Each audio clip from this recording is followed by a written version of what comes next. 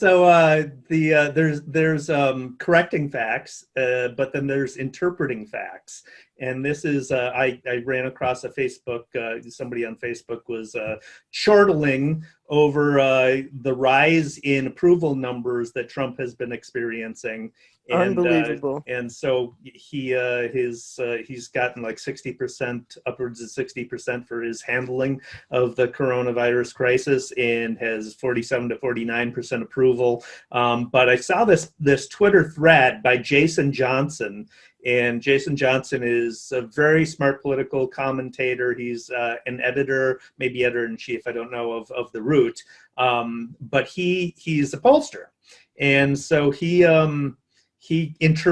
made a couple of points on the approval ratings, and list them here so that you can kind of take these with a grain of salt. First of all, most Americans don't get their news online. They get their news locally. So most people watch the local news to get their news, and as a result, they just see snippets. So they don't actually know how bad Trump is doing. And they just assume that he's doing his best, right?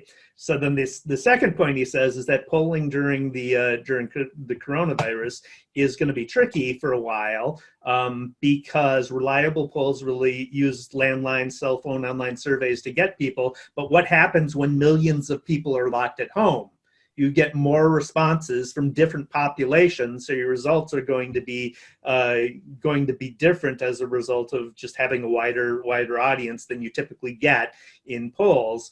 And so the pollsters are catching people that they normally wouldn't catch, and that will impact those numbers. The third point he makes is the reason Trump's approval rating is up is a natural rally around the flag moment during a moment of crisis, where people naturally, approval ratings of presidents go up during times of crisis naturally. You saw this after 9/11 with Bush.